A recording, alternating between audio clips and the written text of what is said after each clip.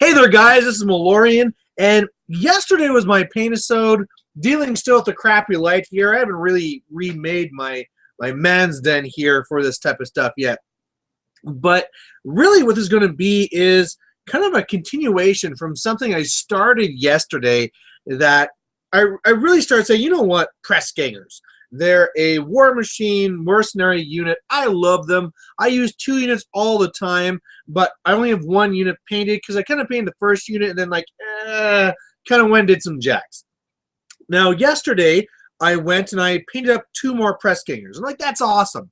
But coming up here in 3 weeks, I have a tournament that requires to have painting. And I'm like, you know what? I want to have these guys painted. There's some other stuff I'd like to get painted too, but I'm going to have to change my list. So I'm taking things that are painted. So I'm just going to have to take something subpar, blah, blah, blah. And then I said, you know what? No, I'm going to get this stuff painted. And so what I kind of did was challenge myself with this extreme painting challenge. Now, extreme is very vague, but really, for me and how busy January is going to be, I think it's on that extreme level. Now, what I'm actually saying I'm going to do, and this can really apply to you whether you're a 40K player, fantasy, whatever, War Machine, is I am planning to paint up my 10 press gangers. So I already did 2 yesterday. I got to do 8 more. I want to paint up my 10 Forge Guard. So that will be, I mean, they're all covered in armor, but the times I tried painting them before, I really didn't like how the scheme was working, and I gave up on them. So I'm going to have to force myself back in to do them, and then once I'm done, I'm going to do another 10 Forge Guard. And if 30 models wasn't enough, I'm going to now also add to that my 2 last jacks I have to do, 1 Hunter and 1 Minuteman. So really, again, no matter what thing you're from, I'm forcing myself to paint 30 models in 3 weeks. And, you know, there's weekends and all that fun stuff. However, so there's the last weekend, which is the tournament. This weekend is going to be a wedding and my daughter's birthday. The next weekend, I'm going on a road trip. So there's really just those 15 days to deal with. So I really have to make sure I do at least 2 models a day. And so that's good. Yesterday I did my 2 models. Now again, that's at least, you know, if I do 2 infantry models, and this is where this really applies to anything, because I mean, hey, you know, 30 Space Marines and 2 Dreadnoughts, or 30 Orcs and then 2 Trolls, right? It's the same sort of idea. So you can kind of see where this is an extreme, like I want to paint 200 models, but it is a pretty pushing the limits type of thing. And I'm not 100% sure I'll get it done. The second unit of Forge Guard's not even painted, so we'll see what happens. One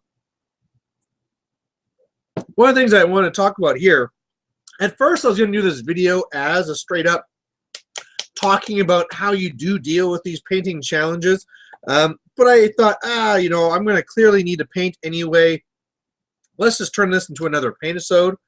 Does that mean we're going to get like 15 paint-a-sodes in a row? No, I'm not going to do that. But I thought this one would be good just to introduce what's happening here. And while I'm talking, I want to put this out there too. One of the, don't drop your models. One of the best things to do to motivate yourself to paint your models is to have a negative. So if I fail to do this, X will happen. So one of the things that I need you guys to think about and post is, if I don't get this done, what's going to be that negative? You know, is it going to be whatever? I leave it open to your evil imaginations. And literally, the worse it is, the more it just pushes me to get things done. And, you know, clearly if you say, if you fail, you have to kill your daughter. Sorry, if I fail, that's not going to happen. But, you know, if you say something within the limits of reason, I will accept it. And you know what? To even show you I accept it, if you make a post and say this is the what you should do as a negative, and I'll take multiples, right? If one person says this, another person says that, I'll take them all on. The more encouragement, the better, right? To make sure this gets done here. But I'll mark right on there. I'll reply down in the comments below that I'm taking that on as a consequence if I don't get done. So this should be interesting. And, it's one of those things here where you can kind of say like, oh, yeah, I can get this done, no problem. And then all of a sudden there's a snag, like maybe my toothbrush, my paintbrush just falls apart. And so I lose days as I have to go into the store to pick up another one. Or one of my paints dries out or whatever, right? Some big thing comes up and I'm busy in evening that I really was planning on painting. And so really the only way you can stay ahead of that is to actually get ahead of it. So like I said, the bare minimum I need to do is 2 models every at least weekday. And then I also have to sneak in there 2 jacks as well. So should be interesting. As it is right now, I just got home from running Cubs. For those who are not aware, there's like this Scouts program where you teach kids how to deal with outdoors and how to be a grown-up, basically. And I'm a leader of that. So I just got home from that, and I would love to relax and, grab a drink, which I did anyway, and go watch some TV. But nope, I got to paint. So first of all, like I said, having that negative where, hey, if you fail, this happens, really helps you do that. Now, apart from that, another big thing that really helps you paint is just that social pressure. The very fact that I went on here and told all you guys that I'm doing this painting challenge, well, now I have to do it, and like pride's on the line, right? And that's funny how like that can be a bigger motivator to people than other things, right? I mean, you could say like, oh, if you fail doing this, you have to give me $100. But if it's something like, oh, if you fail to do this, you have to admit it to all your entire family and friends, that's all of a sudden a bigger deal, which is kind of funny how people value those types of things. But yeah. As well with this as well, one of the things that is really pushing this, of course, is the event, right? The whole thing where I have a date and I'm saying by this day, by this tournament that requires painting, I need to have all the stuff painted, because if I don't, all my models that aren't painted will be just counted as destroyed. So that will be bad. With it as well, one of the biggest things you have to do if you are going to be doing one of these is make up a plan right away. And it can't just be a plan of like, I'm going to paint these 30 models, done. No, you have to break out by the day pretty much what you are going to paint. The last big time that I did something like this, it was even to a bigger scale than this too, I would say, is where in a month and a half, I painted I think it was a 2250 Orc and Goblin army, and I had to really say, like, okay, this day I have to get done 10 orcs. This day I have to get done a chariot. And doing that not only helps you make sure that you understand the scale of the project. So it's like, wow, instead of where I thought I had to paint 2 models a day, I really actually have to be painting even more than that. So that's the first good reason why you should be planning that out. The second one is so that you can plan it out to avoid burnout. So I know, especially when I did the Orcs and Goblins, I had to make sure, okay, day 1, 5 Orcs. Day 2, 10 Night Goblins. Day 3, 5 Black Orcs. And I just kept on changing it day after day after day, so that in the end, everything added up and I had all the models that I needed. However, at the time, it was just chipping away and making it so it's different every day, so it's new and different, because you will burn yourself out. If I just say, okay, day 1 to 10, I'm just going to paint 5 orcs a day, you're going to get to day 4 and be like, God damn it, I hate this stuff.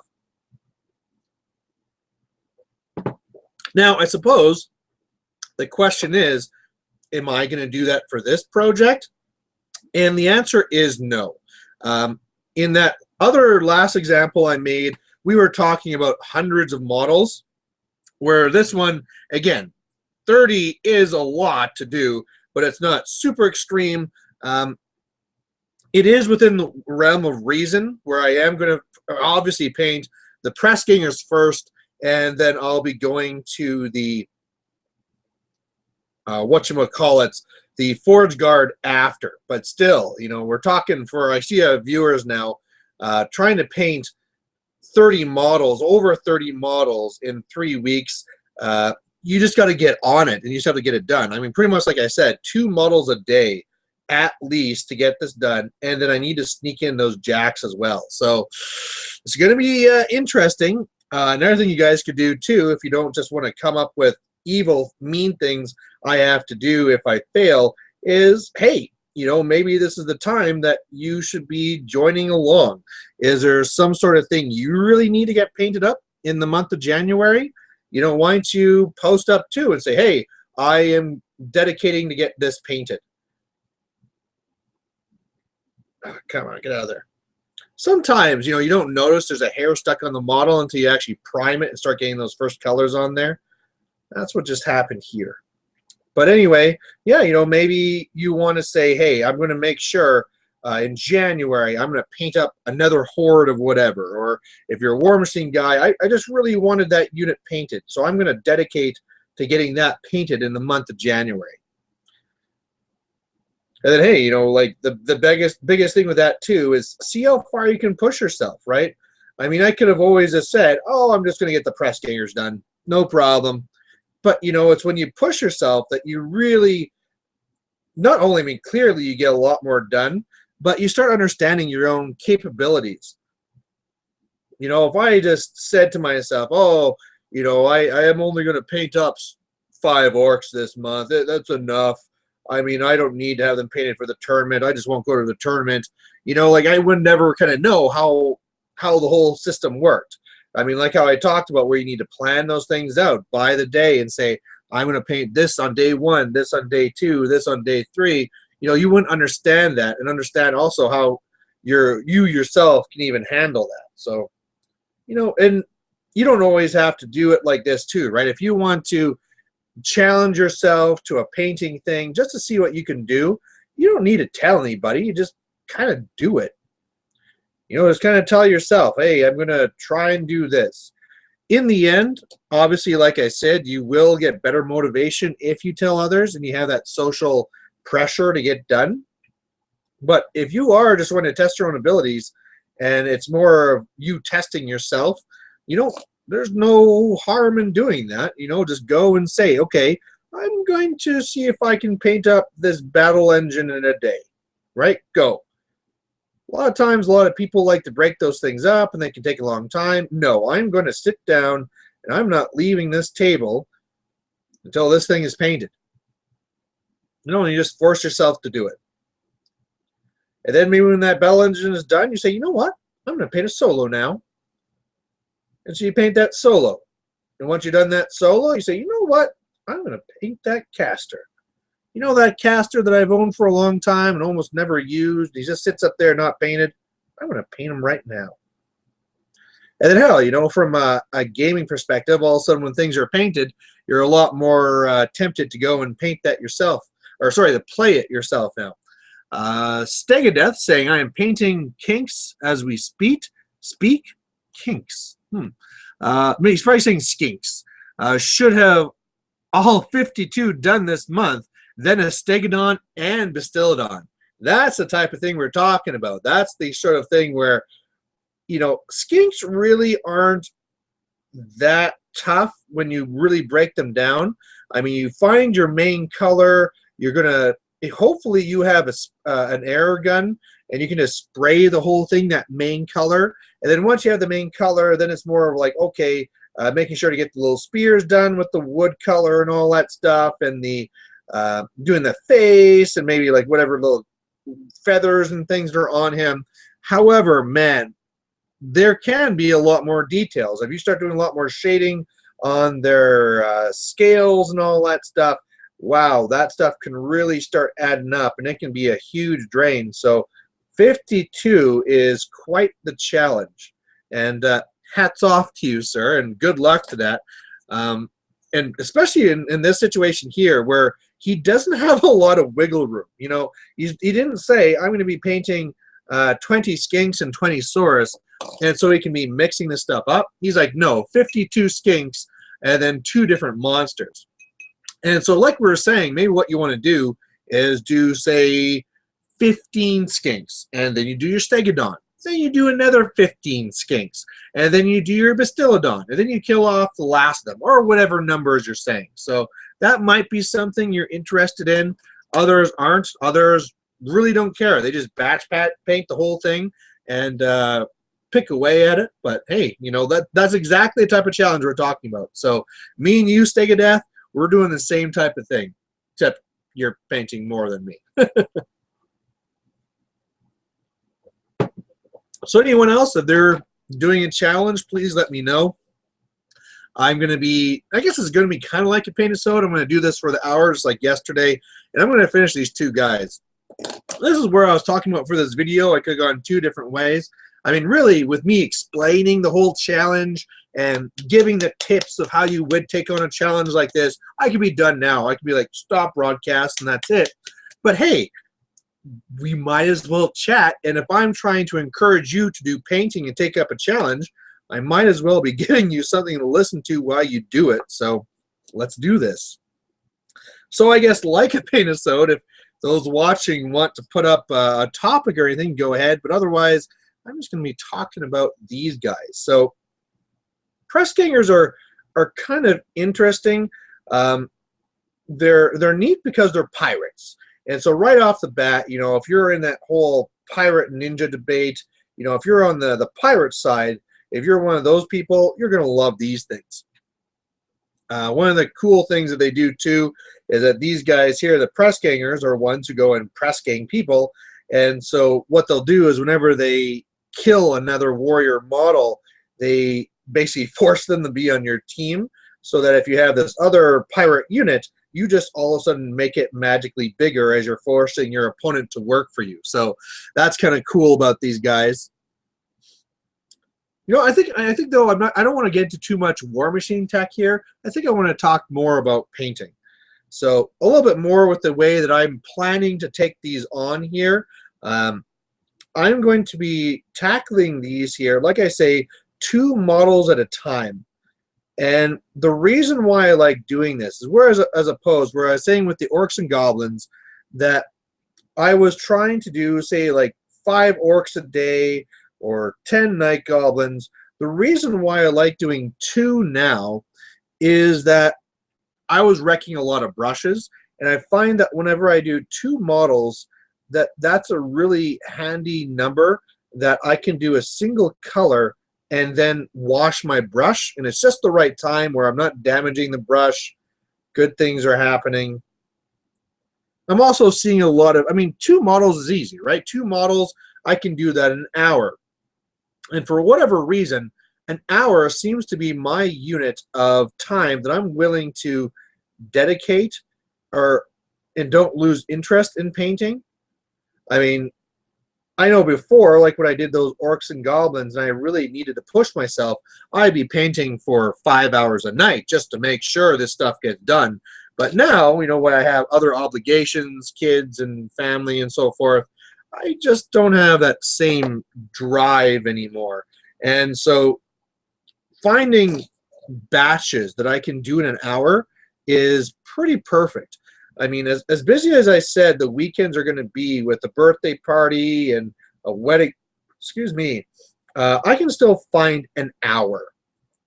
And where I need to paint up those 2 jacks, I just got to make sure that, okay, we have an hour break. I have 2 choices. I can go and I can take a nap to recover from this whole wedding thing, or I can paint up a hunter. And guess what? If I want to finish this challenge, I'm going to have to go and paint that hunter. It's just what I have to do. I mean, because a lot of these days, today I didn't get home till late. I didn't get home till 9:30, And then my father-in-law was here to yap my ear off for another half an hour. So I didn't get to start this thing till about a little after 10. Then I guess I even made this worse on myself where I decided, hey, let's go and chat about it first and do like a tactical team before I actually start painting. I still have to do my battle reports and everything else. But I guess another part to take from that then too is don't let the excuses ruin your whole goal, right? It's really easy to say, well, you know, I had this goal to get this all painted, but there's a wedding, so what can you do? It was just not possible. It wasn't in the cards. Or, you know, I was going to paint those guys, but, oh, it's my daughter's wedding, or my daughter's birthday party. So there you go. You just can't do it. Too bad. You know, say, screw you, excuses. I got to get this done. And if I'm going to say that, okay, today is my daughter's birthday party, we will do that. We will have our fun. We will put your daughter to bed. And then at night, you pull out those paints. You know, if you got to do dishes or whatever, paint first. You know, you can do the dishes after. You can do the dishes in the morning. Whatever. Get your crap done. I am, though, worried still about those forge guards. Just to kind of explain what the scheme screwed up about is that I basically have this little thing here that has about 15 paints in it that I use only those colors for everything. And when I did those forge guard, it just did not work out. I painted them normally the type of colors I would, and normally it's like, okay, there's metal is going to be this color, and leather will be this color, and then wood will be this. And the problem with these Forge Guard models is that colors that I would normally make the same color were side by side. So, for example, there's kind of like this medley area on their armor, as you would kind of expect. And then it's kind of by these other areas which are kind of like reinforced. Now, in the past, I've kind of made them the same kind of color with other models. And when I did them the same colors here, because they were together, it really didn't work. So I am really going to have to figure out what I'm going to do to make those Forge Guard work. I'm seeing I'm having some more viewers here. For those, just to quickly, Cole's notes, get you caught up. I'm decided after painting my paint-a-sode yesterday that I'm going to do an extreme painting challenge where over the next 3 weeks I'm going to be painting 32 models. And yeah, I'm leaving up to you guys to kind of tell me what happens if I don't get it done. So still haven't seen any suggestions there of what bad things will happen. But, you know, that's the stuff that's going to drive me to get it done. One of the nice things, too, that you really want to do when you want to get these guys done is find something that can just numb your brain. Whether it's watching movies, listening to music, listening to podcasts, listening to battle reports, whatever it is, find something that you can just kind of get into the zone and paint.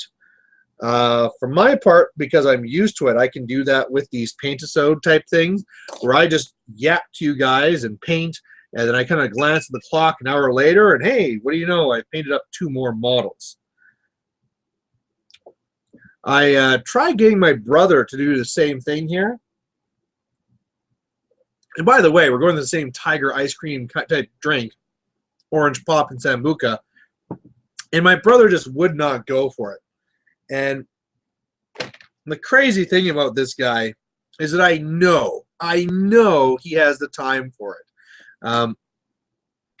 When I was up in Fort McMurray, I was away from my family, and I knew any evening, you know, I could either sit on my ass and watch some sort of teen drama on TV, or I could paint. And so I did a lot of painting. Now, he's kind of in the same situation where he's away from his family during the week. And I'm like, hey, man, I'm doing this challenge. Do you want to do it too? Oh, no, I don't want to do that. you know, if I really sped it up, I would just be lowering the quality of my models. And that's just one of those excuses, right? I mean, kind of like I talked about the speed painting before, you can do speed paint a model to be legal and then just don't wash it or put on that final coat and leave that so that as it stands, hey, that model is tournament legal, but it is completely ready for you to go back and do that final highlighting or final wash or final whatever to bring it that last little bit. So, I mean, the whole idea where, oh, I don't want to go on a painting challenge because that'll put me in a rush and I won't have the models set up the way I like them to be, you know, I'll have to lower my quality. No, you won't. I mean, for his ones there, he's painting up these walls from Circle. They're basically like these stone golems. And so really all you need to do to paint up these guys for a challenge like this is step 1, prime. Step 2, get a gray primer. Or, you know, not primer, you know, a coat or airbrush or whatever, and cover the whole thing gray. Okay, boom. That model is already 90% painted. All right, so we wait for that to dry. Step 3, I'm going to go through it now, and any of the places where it's the wood supports, I'm going to paint that wood. Okay, that's done. Okay, now I'm going to go back, and anything that's rope, I'm going to do that another type of brown for that. You know what? That's it. That's it. You're done. You know, sure, you can go back and you can do all the little magical rune highlights and all these other fun stuff, but you don't need to have those done. And all of a sudden, you got the gray, you got the dark brown, you got the light brown. It's a legal model. You know, if you even want to, you can dot the eyes and make them red or green or whatever you want, right? But that's all you need to do, and it's set up to be in a perfect position where you can just come back and finish that thing whenever you want. As far as these ones go here, I have, it's really coming along. You know, that's the nice thing too, is that your first couple of models of a certain type are going to be slow until you figure out exactly what that paint scheme is going to be, and even the order of how you're going to put the paint down. So like for these guys, I put the skin on first, and then I'm going to, you know, do the black, and then I'm going to do the silver. And it's just the way that the layers go down. And it's almost like I said before, where you want to put yourself in so it's muscle memory, and you're just doing it in a trance. And once you have it memorized, the order of the colors that you're actually going to be putting down, it's pretty dang easy. And that's really the stage that my press gangers are at. I mean, these are now models 13 and 14. So yeah, I know exactly what's going on. I mean, especially for privateer press, where there is a limited number of poses. You know, I've painted this exact model several times already. So there's no surprises of like, oh, what's this? He actually has a belt on, or oh, what's this? He actually has a ribbon here. I know all the different details I need to get to. I know what ones I need to paint before which, because some are deeper in the model than others, right? So that makes it a lot easier. Although, as I say that, I just remembered now that he has daggers on his arm. Oh, right. So much for that. So now to deal with that. It's always nice when I say things on here. You know, if this was at least something I'm recording in the corner there or whatever, I could always be like, ooh, I made a mistake. I don't look stupid. And I can just cancel that and just re-record. On these live events, nope.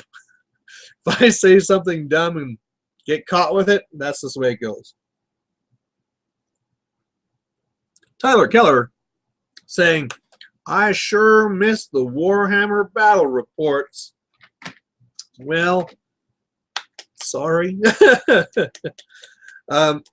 There was a while where I was considering keeping up the Warhammer battle reports just for financial reasons, because I know that there's way more support for the Warhammer battle reports, and I could arrange one a week, and that would be easy to maintain. It would get tons of views, and hey, I can just be a view whore, basically, right?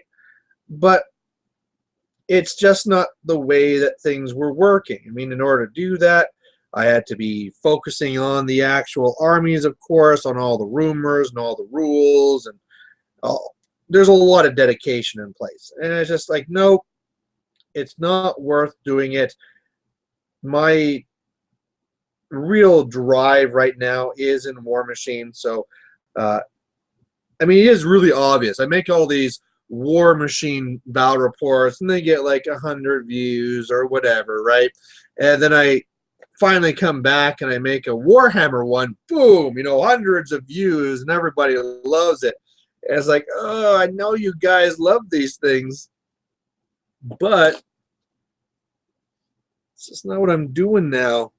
It's kind of like for those of you who are more old school and remember Vol SC, I am always waiting for him to come back. I mean, first I was waiting for him to come back and do fantasy, but now I'm kind of waiting for him to come back and do War Machine. But whenever he does come back, it's always something different. There was a while where he came back and he's like, yeah, I'm going to do poker videos. And I can only assume he stopped that because he wasn't getting the views he was hoping for. And then he comes back later. He's like, yeah, I'm going to do these whatever video game videos. And those disappear. And it's like, yeah, I wrote a book.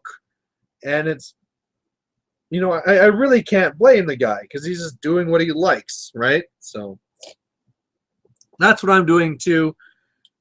I do like my orcs and goblins. They're still not here. Even though I don't play with them much, they still have this front row seat here in my gaming room.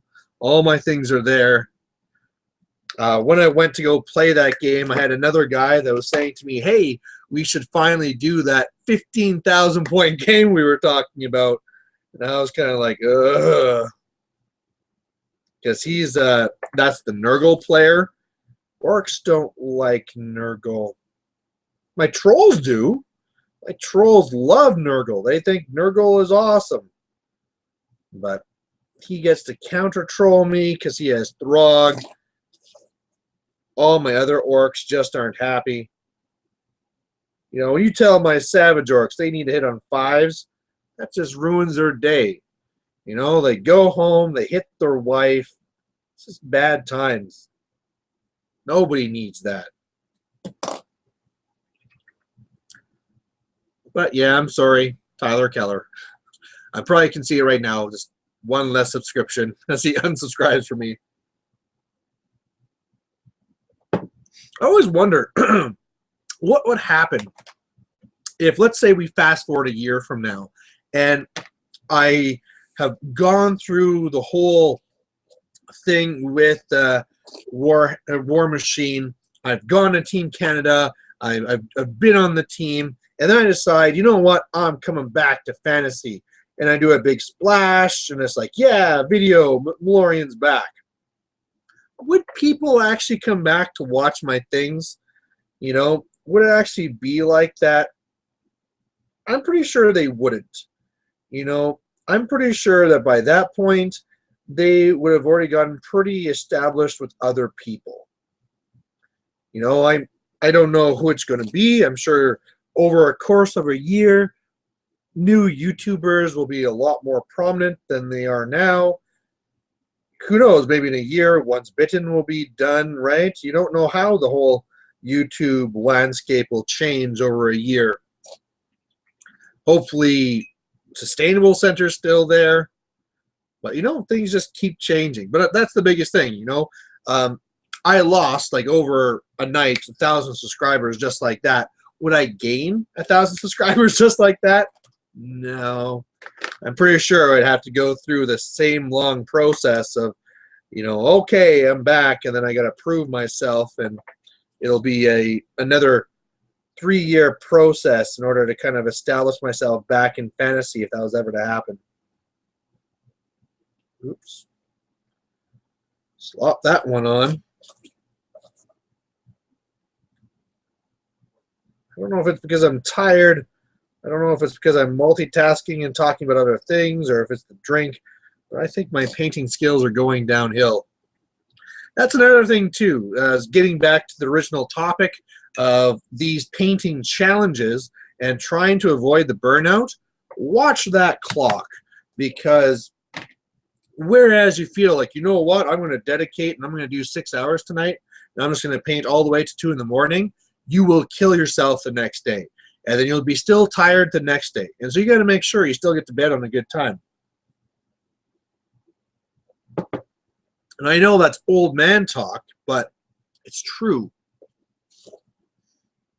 Sometimes them old men are correct. So I'm a little bit worried about this, because here right now it's 11. 11's not bad. I'm not done yet. I'm guessing I'm not going to be done this till 11:30. I still have other things I need to do. And again, I would love to, as soon as I'm done this, grab a bag of chips and a beer and go and watch some Family Guy. But I know that if I'm going to force myself to paint again tomorrow, after I do my War Machine Wednesday game, after I make the battle report, I just can't do that. In fact, I should actually find a good routine to paint during battle reports. I'm not saying like while I record, I'm painting actively then, but there's a lot of different stages when you're making battle reports where you're waiting. So let's say for the picture ones, a lot of times I have to go and do the first step through PowerPoint. So I go through there, I record, and then I got to wait for the PowerPoint file to save. Well, during that point, I can paint. And then after that, I have to put it into Movie Maker, and it takes a while for it to convert the file, and I have to wait. And I can paint during that. And then I can start actually doing all the editing and all the good stuff to make it, you know, look decent. And then I got to render the video as a whole. And I got to wait. And I might as well paint during that. So, you know, maybe that's one of the answers too, in order to get this done. Especially where I will have a good number of battle reports to still be making. Especially on that weekend after this one where I'm going to that steamroller. That should be a lot of fun. Whenever I see people going to Grand Prairie, there's always pictures of just bottles and bottles of beer. So apparently those guys like to drink. So it should be fun. I seem to remember, too, that their tournament actually is in a pub. So that should be interesting as well. I always hear that that's the norm in, say, like the UK, but that's not the norm around here in Canada. You know, when you hear that there's a tournament you get to drink at, like Warhammer, that's like, whoa, wow. You gotta jump all over that, but that's not so much. Yay, more comments. Tyler Keller saying, "Wow, thanks for the response. Makes sense. Let's hope these oil prices come back."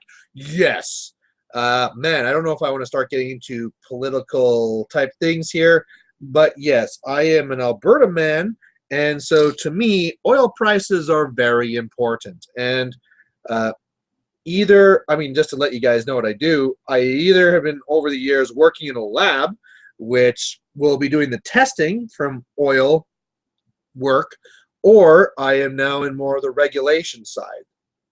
And when oil suffers, that's really, really bad, because that's where projects get canceled and people get laid off. And yeah, I mean, I don't feel that I'll be laid off right now, but you never know, right? If all of a sudden oil tanks to $15 a barrel, there will be repercussions. So that definitely is something I'm worried about, but I can't really I don't know. I've always wondered sometimes if I should change this channel to also include a lot more of these sort of like social and political monologues, but I think that's not really my forte. so I'll just stay away from them. And I know that if I ever do think that it is my forte, I probably just had too much to drink. So, Sergeant Death 1942. In Australia, we normally hit up the pub after the tournament, although in Australia, we hit up the pub after pretty much everything. Yeah, I think that's still that same sort of mentality. And although I can't really envy Australia because I know how horrendously expensive everything is because of how having to ship everything over there. Like I know Games Workshop is supposed to be horrendously expensive.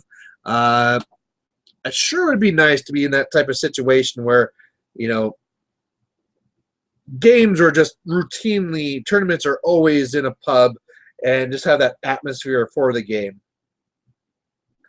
Another one here for Teddy H86 saying, in a year, 9th is out and look like big changes. So I think you would be welcomed back.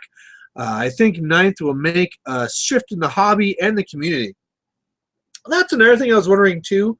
I mean, I am not buying the End Times books. I am no longer investing more money into Games Workshop, not because I'm saying like, screw you, Games Workshop, you don't get my money. It's more so part of my thing where I'm just dedicating myself to War Machine. However, I was always wondering if 9th came out, or especially even more so, let's say a new Orc and Goblin book came out. Would I buy it? And I'm pretty sure I would. You know, as much as I'm trying to stay away, if there was a new Orc and Goblin book, I would be so tempted to go pick it up and read it. Now, here's the second part of that. If I do go and buy a second Orc and Goblin book, if it goes and comes out, and it wouldn't be second, there should be now like my 4th Orc and Goblin book from all the different editions. Would I do a review on it? And part of me says that I should because people would want to listen to it, but at the same time, it would not be the same quality as my old ones because I don't have the same experience. I can't say, blah, blah, blah, this is awesome because it counters this from this book. I mean, I can to an extent because I'm not completely clueless yet, but with every new book release, I'm falling more and more behind the curve. And so it might be getting to the point where, you know, when my wife went and commented on one of my battle reports and people were like, haha, she's so dumb, you know, I don't really want to put myself in that situation where Malorian's the dumb guy.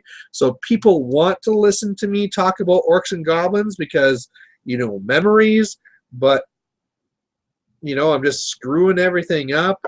And, you know, maybe I wouldn't. You know, maybe I do have a strong enough tactical feel for the game that I could just pick up a book and even with not knowing every special character from End Times and all this, maybe I could still give valid enough feedback. I don't know. We'll see. I just know that someone's going to get it for me like for my birthday or something, right? The new book will come out and I'll be like, nah, I'm going to avoid it. And then I'll open up my birthday gift and be like, oh, there's a new Orc and Goblin book. And I'll be like, damn it. Actually, in fact, I can pretty much would guarantee I would get the new Orc and Goblin book because I did save this so that I could play unroutinely and non-routinely. And if I don't have the new rule book, I might as well not have the models anyway. So, yeah. This is now going off track. This whole thing was supposed to be about painting challenges, and now you guys got me talking about getting back into orcs. Stop it! Stop it! I'm trying to dedicate here. Sergeant Death 1942. I assume that's how your name is always said. You know, there's some names like Human. You got to say like a song to it. I assume there's like this undertone to your name as well. Sergeant Death 1942. I got into War Machine because of you and the GW prices. I can get a War Machine army for a quarter of the price of GW in Australia. And it's a little bit twofold of one, GW asking a little bit too much money now, and as well the whole idea that War Machine does use fewer models. So I mean, when you don't need to have 100 models to play War Machine, guess what? It's going to be cheaper to play. Um, but at the same time, yeah, you still have some of those kits that are just crazy expensive. You know, like 10 plastic models for $60. Ugh, that's just crazy. And man, I mean, here's another thing. Getting back to tangents, because why not? Um, let's say Orcs and Goblins, the new book comes out, and there's a brand new unit, and it's like savage orcs riding river trolls, and it's their new monsters cav. Do I buy some? I know I would fight so hard not to buy those, but in the end, I'd be like, buy a horde, you know, and just go for it type thing. And then I paint it up. I'm like an addict. You know, I try so hard, and you guys are enablers. I try so hard to like, every time I get out, they pull me back in. That's basically what's happening here. I'm on to you guys. Oh. It's also interesting to see that so far I've still not seen any of the negative things. Again, getting back to the original concept here, I'm trying to paint 30 models in 15 days. What happens if this doesn't happen? Maybe that's what you're saying. If I don't finish this painting challenge, I have to do like more fantasy or something. That could be something. I can make that happen. Oh, missed this here. I am pretty much done these models now. I mean, we have gone roughly an hour. And pretty much with these models, I have gotten all the main colors. And now I'm really just doing touch-ups. Some of these other guys, I mean, when I posted on the forum that I was going to be doing this big painting challenge, other people too said, oh, I'm going to join in too. I'm going to do, you know, 20 points, but it's actually just 3 models. Or I'm going to do this, or I'm going to do that. Some of these guys, no, they posted up like armies. And it's like, I'm going to paint this entire army this month. It's like, holy crow. That's like a whole nother level. I mean, that's a lot like when I did the Orcs and Goblins, where you have to have a major battle plan all set out beforehand, and the dedication and discipline to keep yourself to it, because that is so many models. And sometimes too, you know, you can be changing up what models you're painting. Let's again go back to Orcs and Goblins as an example, but you literally get to the point where you start hating green. You know, I never really got that with my Orcs and Goblins, where I just started hating green, but I know I got that with my Lizardmen. And David Krawczyk's calling me, oh, sorry, my friend David just called me a dork. He's probably watching me right now. He's one of my, I got to try getting into War Machine and stuff, but he's more of a board game guy. So he's my board game buddy. Tyler Keller saying, haha, she's so dumb. Next one here, John Telby. I think John Telby is starting to be like my #1 fan. He's always commenting on my videos. So thank you, John. These comments, I notice. I think End Times will suffer from the Pammy dreamed its syndrome. I think the High Elf players are reacting to Kane in a rather negative or probably slant. But then if you found out that 600 history was a lie, and you were really the bad guys that had betrayed your whole racial heritage, on top of your whole homeland has sunk beneath the waves, I imagine, everything would shift. I imagine that could make one somewhat glum. So who would win a fight, Super Orc or Epic Striker? Oh, I like them both. Why do you have to say things like this? This is like breaking up my childhood and saying who would win, He-Man or Indiana Jones type thing, right? You know who would win? Super Orc and Epic Striker, because that's the type of thing where they team up against each other and they're like, hey, let's go fight Epic de Negra and Malekith, and we're going to kick their butts. So that's who's going to win that one. They're going to team up. That's going to be a big, huge crossover in the new fluff. But talking about fluff, see, segue. Yeah, it is kind of crazy. I've commented on this before where we have said so long for Games Workshop, for God's sakes, move this fluff forward, and they wouldn't. If anything, they moved it backwards. And all of a sudden now with End Times, it's like, holy crap, they're going so far. And in fact, they're going so far that I am starting to think that they are doing this as a complete reboot in one of two ways. One, they're just saying everybody's dying, everything's going crazy, because in the end of this, there'll be some way to like rewind time and everything is done, right? Like they find that they can't beat Nagash, but if they do this spell, they can reverse time and stop Nagash before he started and do this thing. Or it'd be a way of totally rewriting the Game Workshop fluff and saying, okay, this apocalypse happened, the end times, and now this is the new situation. You know how Empire used to be the main guys? No, the Empire, they're more like the scavengers now. Now it's actually like Chaos, who are trying to desperately hold the world together or whatever, right? So maybe, I'm starting to think that's what they're trying to do, because it is so extreme how far they're changing things. Steg of Death saying, hell, chameleon skinks are $50 for 3 models, and they're tiny. That's true. Like that's extortion. Like that's just crazy. I mean, at that point, I mean, luckily I got all of my chameleon skinks back when they're cheap, but now I'd say screw it. I'm not going to buy chameleon skinks. It's just like how you can buy Skaven slaves for a bajillion dollars. I'm just going to buy regular skinks and convert them to be chameleons. You know, you can. It's a lot easier and cheaper to do that. Sergeant Death 1942. How do you motivate yourself to do a painting challenge like this? I find I hate painting quite a bit and end up doing large paints in bursts. Over Christmas, 2 weeks, I promised and painted up 2 35-point War Machine forces, an entire dystopian wars fleet. Still got about 15 models for War Machine to paint, but think I burnt myself out for a month or two. And that definitely is a danger. When you really push yourself to paint, sorry, after talking for an hour like this, your voice gets a little bit dry, even with a drink. When you do these big pushes of paints, you find that you do burn yourself out. And so probably the best way to do that is, remember I was talking about before about how you have to understand how much your own capabilities are.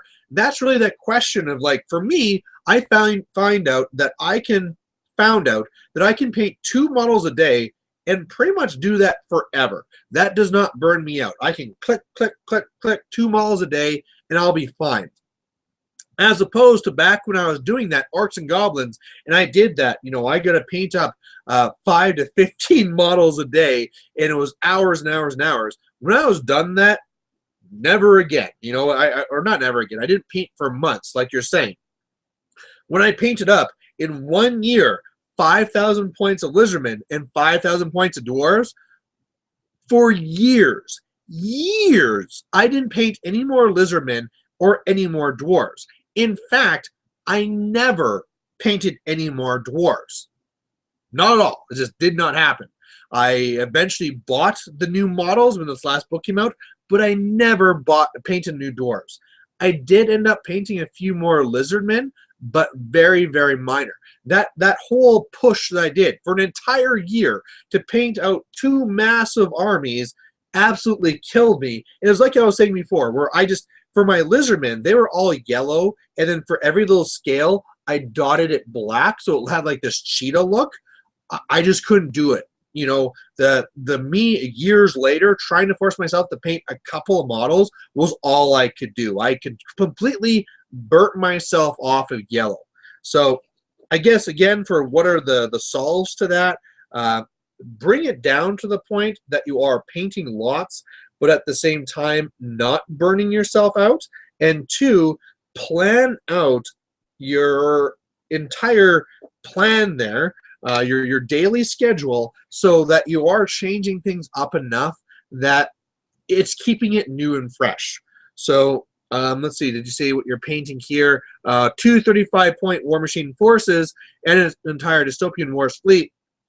You can say, like, okay, First, on this day, I'm going to paint this Jack, and then I'm going to start going 2 models a day till this unit's done. Then I'm going to go to Dystopian Wars, and I'm going to paint this boat, and then I'm going to come back over here.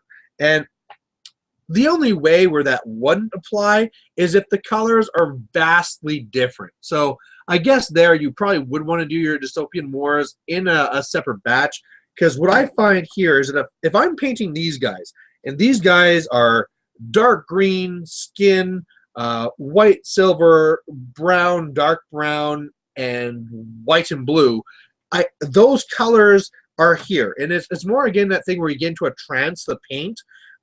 If I'm going from this and say like, oh no, now I'm doing this thing that's gold and pink, which should be ugly. But if I switch over to something like that, it's completely different. More comments here. Teddy, 68. I hope End Times is just another Storm of Magic thing to move the story along, but it seems too big and too close to 9th to be ignored completely.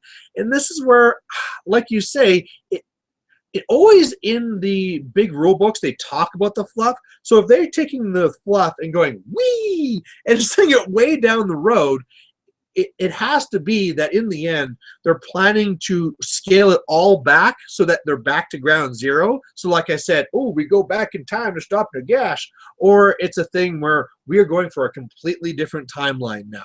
So yeah, I mean, clearly 9th is already written, and man, I'm also I'm really interested to know what that fluff starting point is there. I'm not normally a fluff guy, mainly because GW kind of killed it by not updating fluff, but now that things have changed so much, I'm really kind of wondering where this ends. I'm not really caring so much now, like what crazy thing happened next. I mean, I'm not keeping up and reading the fluff to know what special characters died. All I know is everyone's dying and everything's changing, and all I want to know is where the end point is going to be. Oh, I had a whole bunch of updates, and then this thing did a thing where it took them all away. You son of a bitch. Well, you know what? You think you outsmarted me, Mr. Computer? That is not true. I can go to the actual video, and I can get exactly what was said. Although, of course, now it's not going to let me. Google Chrome. Video Manager. Live events. These comments, they got to fix these comments so that you get to actually see these in real time.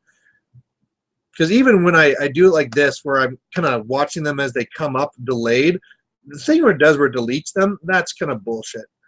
John Telby, this is great evening entertainment and much better than what's on TV. Well, thank you. What would be better for GW fluff? Reset the background to before End Times. Pammy dreamed it.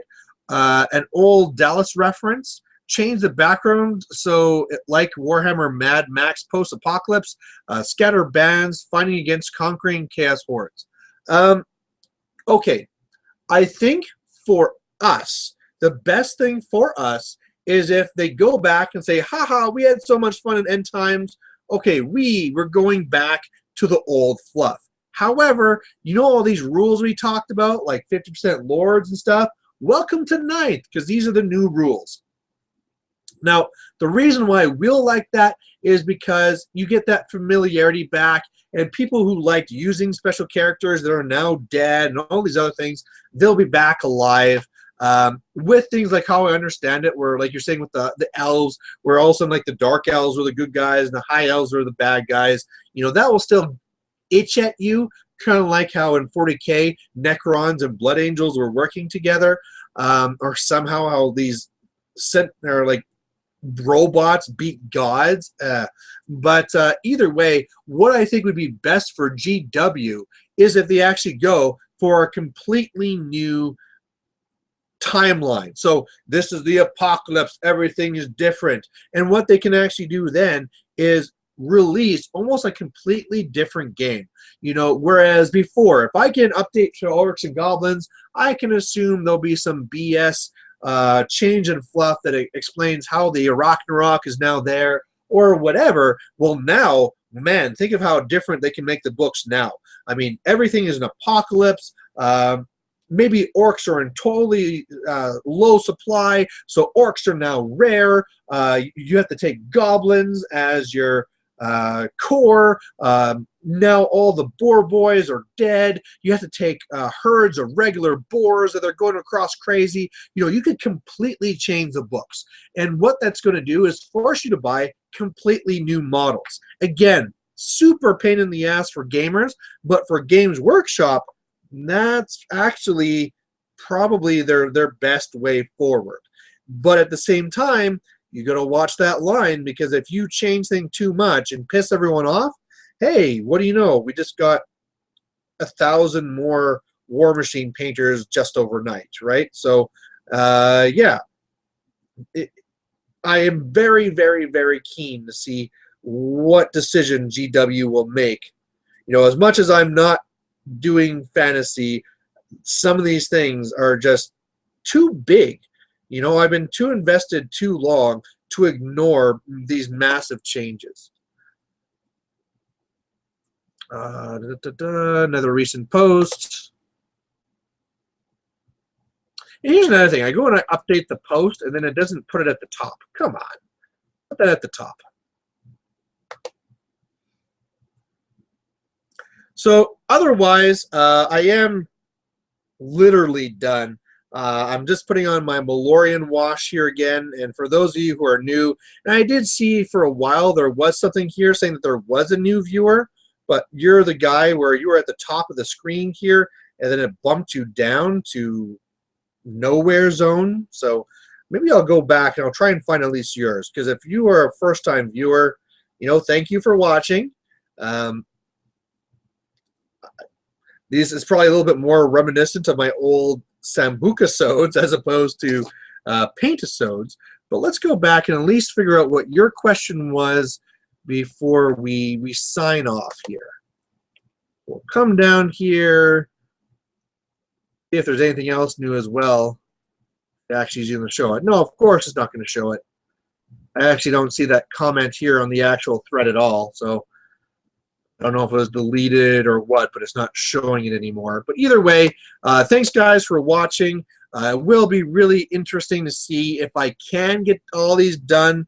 I mean, for today, I got down my 2 models, so hooray, that's something. But there's a lot more to go. And, I mean, I haven't even built, like I said, the second unit of the Forge Guard. So thank you for watching. Let me know if you want to join in the cause and do your own painting challenge. And as well, what should be the negative if I don't get this done? So thanks for watching, and we'll catch you later. Bye.